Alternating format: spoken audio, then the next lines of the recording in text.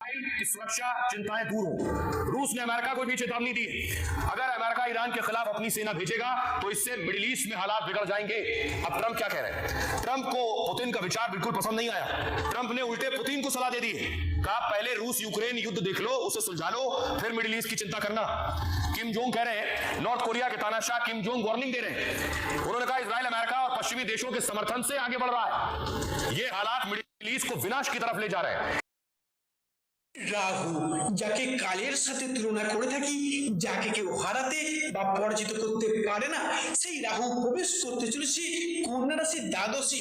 অন্যদিকে কালজয়ী শনি মহারাজ, যিনি যে কোনো রাশির ক্ষেত্রে তাদের শিক্ষা দিয়ে যান, বাস্তবতাকে চোখে আঙুল দিয়ে বুঝিয়ে দিয়ে যান, তিনি কিন্তু প্রবেশ করতে চলেছেন কন্যা রাশির অষ্টম ভাবে।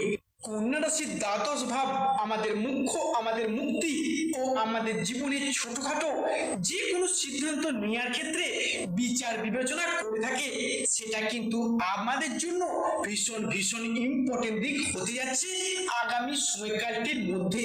অন্যদিকে অষ্টম ভাবে প্রবেশ করা শনিদেব, যেটা কিন্তু কন্যা রাশির সমস্ত ব্যর্থতার মধ্যেও আশার আলো ফোটাতে প্রস্তুত। তবে কন্যা রাশির দ্বিতীয় চরণের সাড়ে সাথীতে সেই সমস্ত বিষয়গুলির প্রতি কন্যা রাশির জাতক বা জাতিকারা সাড়ে সাথীর প্রথম চরণ থেকে দীর্ঘদিন অপেক্ষার পর আপনি হয়তো ভেবে নিয়েছিলেন আর হয়তো পুরানো ঘটনা ফিরে পাওয়া অসম্ভব হয়ে পড়েছে। हेलो, क्या आप मेरे लिए एक गाना गाएंगी? ठीक है।